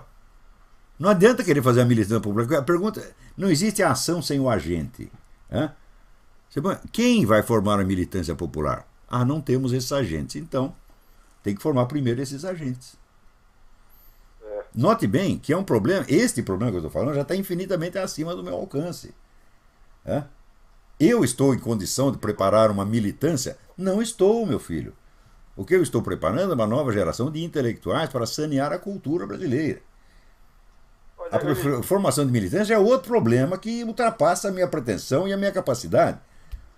Mas... Mesmo assim, eu lhe digo que o senhor já tem, embora não tenha tido esse propósito, esse objetivo, o senhor já tem contribuído em muito para, pelo menos, a formação intelectual de uma militância em potencial. Uma militância que já constituída anonimamente e amorfamente por pessoas que têm algum conhecimento. Sim, só que eu acho que esse pessoal está querendo o efeito sem causa, eles já estão querendo uma ação política. Agora eu digo, escuta, vocês estão entrando no páreo com 40 anos de atraso. 40 não, 50, meio século. Porque quando foi que o pessoal da esquerda começou a estudar Antônio Gramsci? Foi na década de 60. Já foi atrasado no Brasil, Na década de 60, quando o Enio Silveira, da Civilização Brasileira, publicou os primeiros livros do Antônio Gramsci, daí o pessoal do partido começou a estudar aquilo. Estudaram durante 20 anos e daí chegaram no poder. O pessoal nem leu o Antônio Gramsci ainda, porra. Eu lembro o seguinte, eu comecei a falar do negócio de Antônio Gramsci, fiz várias conferências no Clube Militar do Rio de Janeiro, explicando o que era. A primeira reação levou 8 anos, quando o general Antônio Fábrica publicou um artigo a respeito num jornal militar, falando, um cara prestou atenção. Você está entendendo? Então, essa lentidão paquidérmica, vamos dizer, esta indolência intelectual brasileira, é garantia segura da total derrota. Porque pelo menos alguma iniciativa intelectual a turma da esquerda teve. Eles ficaram anos debatendo entre si sem tomar providência nenhuma. Falaram, não precisa tomar providência. Primeiro nós temos que entender que merda está acontecendo. Agora, o pessoal da direita, se você quer agir, diz que o apressado come cru. Nós queremos agir. Mas não tem como agir, meu filho. Então você tem que primeiro fazer aquele recuo crítico, né? Para que a sua atitude ganhe força interior. Se não é mais uma iniciativa superficial, bocó, puramente emocional, epidérmica, como a desse seu Marcos Feliciano. Tá? Então, se não existe, vamos dizer, uma intelectualidade séria, né, então nada é possível fazer. Então, eu falo em intelectualidade séria, a intelectualidade da esquerda também acabou, isso é importante. Eles tinham uma intelectualidade ativa nos anos 60, 70, e tudo o que eles ganharam depois foi graças a esse pessoal. Depois disso, o nível deles foi caindo. Se você ler, por exemplo, lê os debates que tem na revista Civilização Brasileira. Foi uma revista feita pelo Partido Comunista para examinar a situação depois do golpe militar. Só examinar, eles não iam fazer plano nenhum, eles só queriam entender o que estava acontecendo. A revista foi fundada para isto.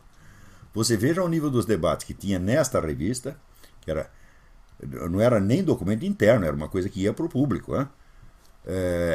E o que esse pessoal está falando hoje. Quer dizer, o pessoal da esquerda também não está entendendo mais nada, mas eles já têm planos e têm o efeito residual de ações empreendidas 50 anos atrás que os beneficia. E o outro lado não tem nada, absolutamente nada. Você vê, durante o governo militar facilitou tudo para a esquerda tomar as universidades, tomar as instituições de cultura, porque eles achavam o seguinte, eles só eram contra a guerrilha, eles não eram contra o comunismo, eles só eram contra a violência. Então, deixaram a putada comunista tomar conta de toda a universidade, financiaram os caras. O Enio Silveira me contou, poucos meses antes dele morrer. Ele disse, olha, a minha editora sobreviveu graças ao general Golbery. A situação engrossava, eu ia lá, general, precisamos de um dinheirinho. Ele, pumba, soltava dinheiro do governo militar para a maior editora comunista do país. E assim fizeram com todas. Tem um artigo do Ricardo Vélez Rodrigues que conta como os intelectuais conservadores, direitistas, liberais foram totalmente boicotados durante o regime militar, porque o regime militar queria afagar a intelectualidade de esquerda para fazer eles desistir da guerrilha. Então, a raiz da encrenca está aí, porra. Então, o que você tem que fazer? Você tem que restaurar uma intelectualidade nos dois lados. Então, mas o pessoal está tudo com pressa. Então, resultado, vocês vão ter que aguentar um regime comunista. Não tem mais, porque isso aí, esse novo Código Penal que você está falando, isso já é o regime comunista. Isso já é a abolição da propriedade privada, radicalmente. Eles não vão abolir todas as propriedades privadas, vão deixar as propriedades privadas dos seus compinchas e vão usar lá meia dúzia de grupos empresariais para sustentá-las, porque o socialismo é isso, ele não é outra coisa senão isso. Né? O socialismo completo, quer dizer, a estatização completa dos meios de produção jamais aconteceu. Mesmo na União Soviética, 50% da economia soviética continuou privada até o último dia, fora da lei, mas economia privada do mesmo jeito. E o governo fazia vista grossa, porque sabia que se fechasse tudo, acabava a economia soviética. Então, o Brasil já está sob um regime comunista. Meu Deus do céu, as pessoas não entendem isso. Quer dizer, um lugar onde o empresário é criminalizado e fica assim, olha, você continua tocando sua fábrica aí, né? Se der certo é mérito do governo, se der errado é culpa sua. E o cara constantemente ameaçado de ir para a cadeia. Fala, então significa o seguinte, a atividade empresarial já constitui um delito, que é um delito permitido e tolerado em certas circunstâncias. Isso é exatamente a estrutura da economia fascista, que é uma etapa para o socialismo. Como os próprios, o Stalin entendia isso, porra, mas os caras não entendem hoje, né? Faz um belo fascismo aí, né? E ele fica como um navio quebra-gelo da revolução. Eles destroem a sociedade burguesa, destroem a sociedade capitalista, e daí vem os comunistas e tomam tudo, né? Então isso já está acontecendo no Brasil. E era fácil prever que isso ia acontecer. Por quê? Porque isso é o programa do PT. Né? Agora, você pega aquelas atas do PT, quem leu aquilo? Fala, ninguém leu. Quer dizer, é a regra do Sun Tzu ao contrário. Eu não quero saber o que o adversário está pensando, porque eu sou uma pessoa superior. Né? Eu estou do lado do iluminismo, das luzes, do progresso e da democracia. E o comunismo acabou. Os comunistas são dinossauros antediluvianos. É assim que esses desgraçados pensam, porra! Hã? Né? Então, um cara lá no Rio Grande do Sul, no Fórum da Liberdade, falou: não, você está vendo comunista embaixo da cama. Eu falei: embaixo da cama uma conversa. Ele está em cima da cama, foi lá, já comeu seu cu, você acordou com uma vaga do oranal e não sabe o que aconteceu, porra! Hã? Esses caras são muito burros. Quer dizer, veja, o horror brasileiro ao conhecimento é a fonte de todas as nossas desgraças. Hã? O comunismo prospera. Onde? As pessoas são assim, porra. É este o problema. Então, muito obrigado pela sua participação. Agora eu quero aqui dar um alerta que me chegou daqui da PM do Rio de Janeiro. Coronel Paulo Ricardo Paul, da PM do Rio de Janeiro, que está sendo aí perseguido pelo Sérgio Cabral e outras autoridades, né, que não querem permitir que surjam liderança dentro da corporação. Então, ele diz o seguinte: que há um processo contra esse coronel, ele é acusado de incitar a greve de janeiro e fevereiro desse ano, greve que ele foi contra, né? E de fazer críticas através de um blog, né, à segurança pública do Rio de Janeiro. Bom, acontece o seguinte: o coronel e seus amigos foram presos no presídio de Bangu 1, junto com criminosos de alta periculosidade. Isso nunca poderia ter acontecido. E pior, foram presos não por uma ordem judicial, mas por uma ordem do executivo, né?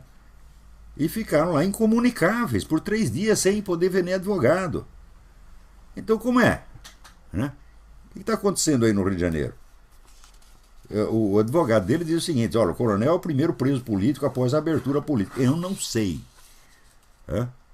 Eu acho que o Yves Zublé foi um prisioneiro político e eu acho que ele foi executado. O Yves Zublé era um amigo meu, o autor da famosa bengalada na cabeça do Zé Dirceu, pena que foi uma só, né? E daí ele foi para a Bélgica, porque ele tinha dupla nacionalidade e estava lá na Bélgica, né? Sem problema nenhum. Daí resolveu casar, e para casar ele precisava de um documento no Brasil. Baixou no Brasil, desapareceu, foi para o hospital e foi encontrado morto. Ninguém sabe de que porra que ele morreu, né? Pode ter sido uma bengalada. Então, é o tal negócio. O pessoal os políticos estão se mexendo para expulsar o coronel Paul, para mantê-lo na cadeia, caçar patente oficial. Quer dizer, que merda que está acontecendo aí no Rio? Né? Esse Sérgio Cabral, a gente já sabe, Sérgio Cabral é aquele que, junto com o Lula, enfrentou bravamente o menino que estava reclamando da piscina, né? Foi lá inaugurar um negócio e tal. Daí o menino: ô, seu presidente, a piscina não funciona e tal. Deram-lhe um esporro na cabeça do moleque. Os dois valentão, Lula e Sérgio Cabral. Falaram: por que eu não tava lá nessa hora pra falar? Vocês são dois viadinhos, vocês são dois bosta. Né? Porque é assim que ele tem que falar com essa gente, porra. Falar respeitoso do seu presidente. Porra, o que é isso, porra? Né? Se você concede ao sujeito, vamos dizer, a dignidade do seu cargo, está ferrado. Quer dizer, o seu cargo eu respeito, mas o que está dentro dele é merda pura. Né? Isso aí que nem um coronel que eu discuti. Falou: você tem que respeitar a minha farda. Falou: respeito a farda. Tanto respeito, tanto acho que ela diz, que eu acho que um dia ela vai cagar o senhor. Ela tá andando na rua, a farda solta você por um dos canos ou pelos dois. E pela manga. O cara nunca mais falou comigo, evidentemente. Então, respeitar o cargo é uma coisa. Agora, você afetar respeito por pessoa que não merece respeito nenhum. Gente, o Lula é aquele cara que falou que tinha saudade do tempo que comia cabrita no Nordeste. Comia não é no prato, não. Comia por Vianal, porra. É o cara que se gabou de ter enrabado o outro na prisão, tentado enrabar o outro na prisão. Que respeito merece esse cara, meu Deus do céu? Vocês perderam todo o senso, Então, agora,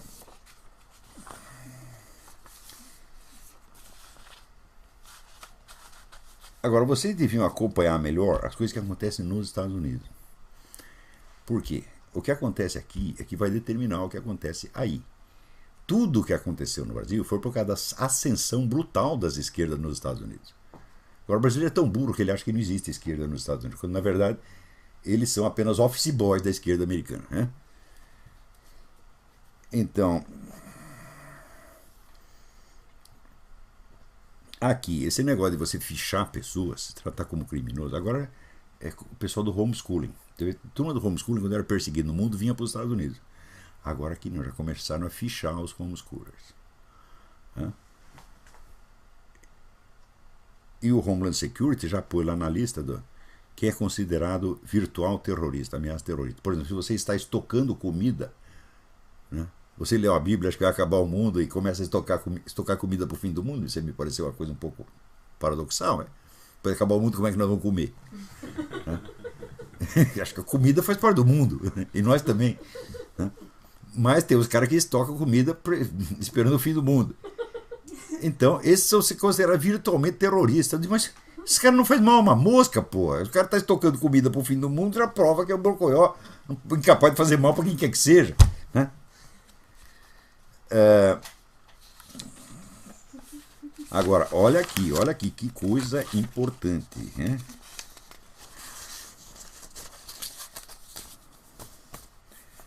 O presidente do Afeganistão está acusando os Estados Unidos de ter cumplicidade com o Talibã. Então, é no Egito, é na Síria, é na Líbia, é no Afeganistão. Eles estão fortalecendo o pessoal radical islâmico, dando dinheiro. Para o governo do Mússia, eles deram 250 milhões de dólares semana passada, porra. E disse, mas nós não temos dinheiro para fazer isso ou para fazer aquilo. Mas tem dinheiro para dar para terrorista. Né? E, ao mesmo tempo, então, o Obama fez da Homeland Security o quartel-general dele, porque o pessoal da polícia não está afim de colaborar. Então, ele escolheu lá um departamento, tem os amigos dele, e mandou os caras comprarem bilhões e bilhões de armas, de balas hollow point. Pelos cálculos, isto dá para 100 anos de treinamento ou para uma guerra de 20 anos. Homeland Security só opera em território nacional. Então, a guerra contra quem? É contra a população, evidentemente.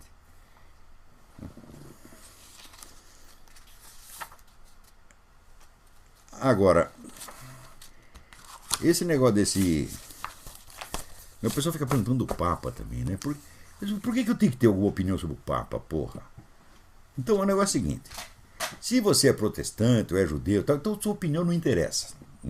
Agora, se você é católico, também não interessa. Pelo seguinte... Ou você é sédevacantista, portanto você não acredita que tem Papa nenhum, você acredita que esse é apenas um cidadão que está lá, então você pode falar dele o que você quiser. Ou você acredita que ele é o Papa, então neste caso você tem que respeitá-lo e obedecê-lo até que ele dê provas concludentes de que é um herético. O que ele não deu nenhuma, ele não fez nada ainda, porra. Então não tem o que discutir do Papa, porra. Discutir o que o Papa vai fazer, fala, e você acha que o Papa sabe o que ele vai fazer? Nem ele sabe, porra. Né? Quer dizer que já está tudo assim, tudo claro na cabeça dele. Né? Quer dizer, o pessoal esquece que existe um treco que chama ação humana. E a ação humana requer decisão. Para decisão o nego tem que pensar no meio de um monte de dúvidas, de hesitações, de dificuldades, etc, etc. E daí às vezes sai alguma decisão. O pessoal acha que tudo na política já vem tudo pronto. Por que eles acham que vem tudo pronto? Porque a política da esquerda já vem tudo pronto, das centrais internacionais. Então eles só repetem. Então eles ficam achando que todo mundo é assim, que o Papa deve ser assim também, porra. Quando não é, eu garanto que o Papa tá perdendo noite de sono, pensando, pô, que merda que eu vou fazer aqui agora, porra. Me entregaram esse abacaxi na minha mão, que Deus me ajude. Assim como o outro Papa também estava. Quando o cara já sobe lá, sabendo o que vai fazer, não vem coisa boa como foi João 23. Ele já veio com as ideias tudo prontas, ideia de jirico. Porque desde o tempo do Pio XII já se discutia, né? Vamos fazer um concílio. Daí o cardeal Louis Veuillot, que era um gênio, ele disse, olha, se fizer um concílio vai acontecer o seguinte, vem pegar esse pessoal progressista, modernista, feminista, gaysista, etc., vão tomar conta de tudo. Ele disse isso nos anos 40. Pois aconteceu exatamente assim. Então, tem alguns testes que esse Papa vai passar. O primeiro é o seguinte, o antecessor dele estava fazendo um belo trabalho de recuperar a missa tradicional, reintegrá-la dentro da prática usual da igreja, tá certo? E reintegrar o pessoal que estava rompido desde o tempo do Monsenhor Lefebvre. Ou seja, pacificar a igreja. Belíssimo trabalho que ele fez. Né? Se esse aí continuar, ele está com boa intenção. Se ele parar, está com treta. Né? Segundo teste, a consagração da Rússia, tal como foi pedido por Nossa Senhora de Fátima. Ele não tem que fazer amanhã, ele não tem que fazer semana que vem. Tem milhões de pessoas orando para que ele faça. Tá certo? E nós sabemos que o futuro da humanidade depende disso. Né? Então, tem aí 2 testes, agora tem que esperar. Enquanto isso, o que importa a nossa opinião? Já dizia João Guimarães Rosa, pão ou pães é questão de opiniões. Tá? Então isso aí tudo não influi nem contribui. Tá? Então vamos parar de falar besteira e vamos esperar os fatos. Né? Porque já dizia São Tomás aqui, nós falamos através das palavras. Deus fala através das palavras e dos fatos. É a linguagem divina que aparece na natureza, na história. E essa é a linguagem do fato consumado. Então, o que mais nós temos? Tem alguns outros assuntos. Olha aqui. Nem tudo está perdido. Ali no Alabama, onde, né, a Corte Suprema é presidida pelo juiz Roy Moore, aquele que teve um tremendo problema, porque ele tinha lá uma pedra com os 10 mandamentos e mandaram ele tirar, ele falou, não tiro. Daí foi tirado ele e a pedra. Daí ele começou a brigar, blá, blá, blá, voltou a pedra, agora voltou ele. Agora ele é o presidente da Suprema Corte de novo. Né? Então, o estado do Alabama é altamente promissor nesse aspecto. E o Senado do Alabama aprovou, por maioria absoluta, 90 e tantos por cento dos votos, uma lei que permite, então, colocar as pedras com os 10 mandamentos em qualquer lugar, qualquer repartição pública que queira. Então, essa é a vitória total e definitiva do juiz Roy Moore. Então, pelo menos no Alabama ainda tem pessoa com algum QI na cabeça.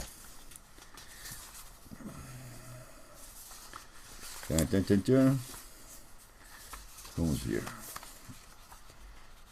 O que mais? Eu acho que acabou. Quer saber?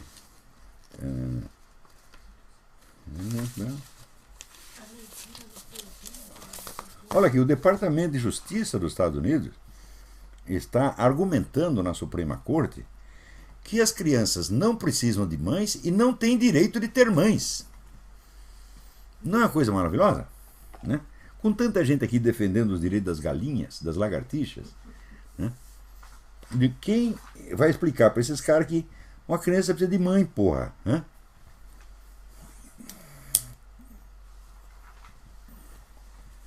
O negócio tá ruim, viu? Agora, fica aí pela 1000ª vez. Você que quer enfrentar coisa gaysista, abortista, feminista, louquista, etc, etc, nunca discuta a matéria da proposta. Nunca discuta do ponto de vista moral. Nunca. Pegue o ardil estratégico, tático atrás e o denuncie como crime. Por isso é fraude legislativa. Quer dizer, o sujeito está colocando a proposta de modo a impedir a sua discussão. Então isso é fraude, evidentemente, porque a sua proposta legislativa tem que ser discutida abertamente, mas conforme o jeito que você a formula, ela não pode ser discutida. Por quê? Ela já criminaliza quem levantar a discussão. Então o que você faz? Mete um processo no filho da puta. Está com fraude legislativa para cima de mim, isso é falta de decoro parlamentar. E pronto, ele não discute a proposta, agora vai ficar, mas isso é imoralidade, não sei o quê, porque está na Bíblia. É isso que eles querem que você faça. Porque daí fica a prova. Né? Por exemplo, falar contra nós é crime de homofobia. Daí você vai falar, não é. Pronto, tá aí, você já cometeu crime de homofobia, está nos contestando. Então, vamos dizer, é a proposta que automaticamente criminaliza a sua própria discussão. Então você faça uma análise lógica, psicológica, semântica do documento e meta um processo no filho da puta por fraude legislativa. O que custa? Com um pouco de cabeça você faz isso. Agora, ficar discutindo, né, a moralidade da coisa, perda de tempo. Pô. Mesmo porque você acha que esse pessoal está mesmo interessado em ajudar algum gay no mundo? Porra! Aí no mundo islâmico eles matam gay adoidado, o pessoal não fala nada. Por que pode matar os gays lá? Em Cuba, agora diz que o Fidel Castro teve um acesso de arrependimento. Agora na cama que está, né, já está totalmente senil. Disse, de fato, nós perseguimos os gays. O cara levou 50 anos para perceber. Hein? Lá um gay pegava AIDS, o que eles fazem? Isola o cara num lugar que só tem aidético pro cara morrer lá dentro. É assim. Né? Então o traveco na rua, prende o traveco, joga na cadeia, nunca mais some com o traveco, porra. Né? E note bem, o pessoal do movimento gaysista do Brasil só falou um pouquinho disso, sabe por quê? Porque eu insisti, eu cobrei. Então toda hora fala, seu Luiz Mota, como é? Em Cuba pode, é? Daí chegou uma hora, Cuba tá... Eles são hipócritas. Tudo isso é uma questão de poder e de dinheiro, porra. Se vai beneficiar os gays ou vai desgraçá-los, tanto faz. Para o comando revolucionário, se você estudar a história do movimento revolucionário, você vai ver que eles mudam, né? A ideia, eu sou a favor disso ou contra aquilo. Depois ele troca.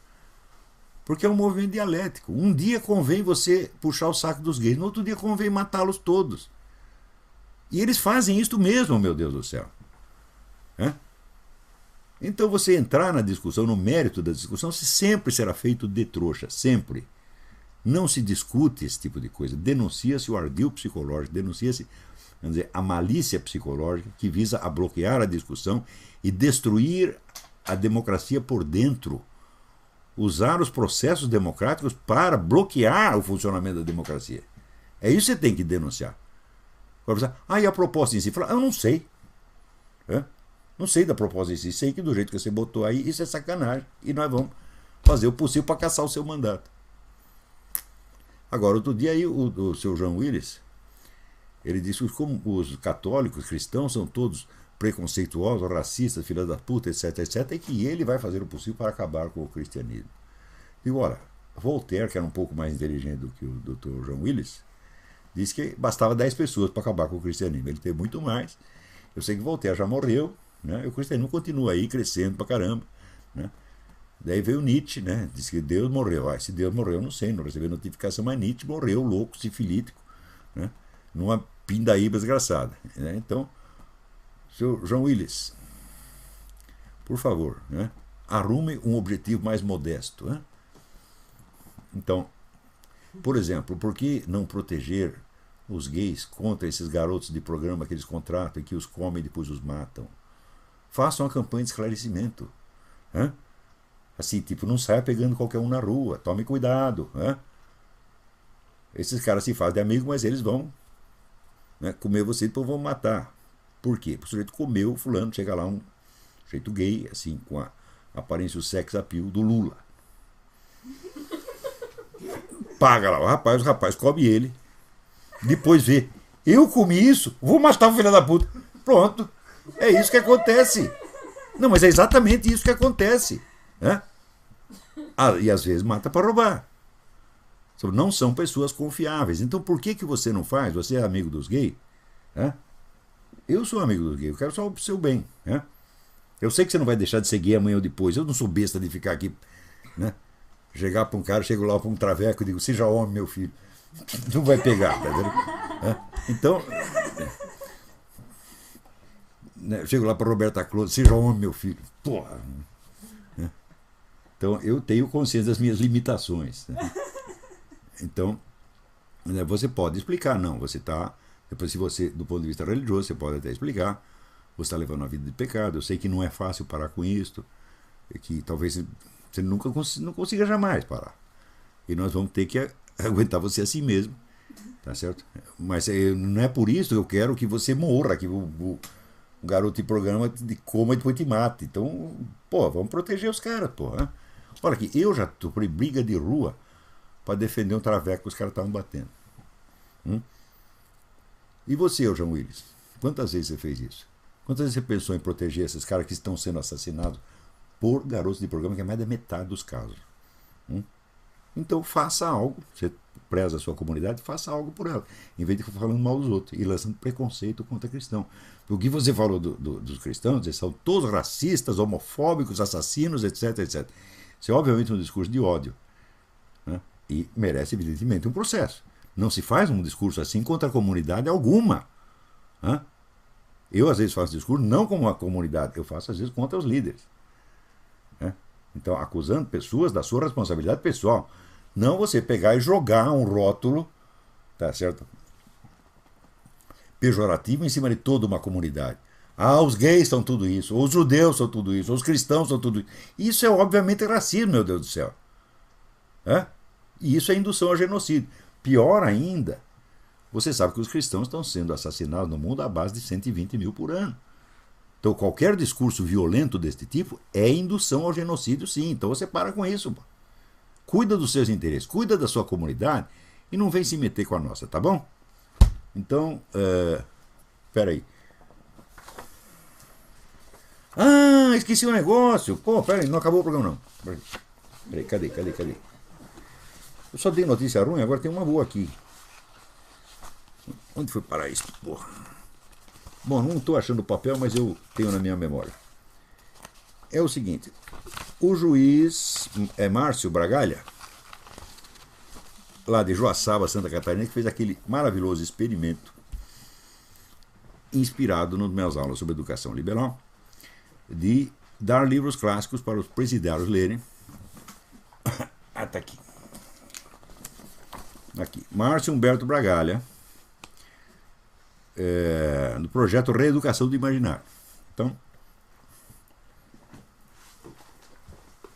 e dá lá os livros clássicos para os presidiários lerem, e aqueles que demonstrarem, vamos dizer, um aproveitamento nessa leitura, terão uma redução da pena. Agora vem aqui um relatório dos primeiros resultados. Os resultados são maravilhosos, superaram as expectativas. De que tem o presidente não somente leu o livro, explicou tudo direitinho, compreendeu profundamente, meditou profundamente, mas até fez a revisão ortográfica do livro, porra! Você pega a edição e vê lá, isso aqui tá cheio de erro de revisão, tem palavra trocada, tá uma bosta. E ele pega o lápis e vai lá e corrige até o fim. Uma dedicação que o próprio editor não teve, porra. Então, Márcio Bragalha, parabéns, né? Que Deus te fortaleça nesse projeto, que muitas pessoas sejam beneficiadas, que muitos presidiários descubram o que tem de melhor neles, tá certo? E se levantem e se reintegrem na sociedade e tenham um belo futuro, tá? Curso. Eita, mesmo. Tem que promover meu próprio curso. De 6 a 11 de maio estarei dando o curso Introdução à Filosofia de Louis Lavelle, aqui em Coronel Heights, Virgínia. Inscrições pela página www.olavodecarvalho.org. E, dito isto, então, acabou o programa. Até a próxima vez. Muito obrigado.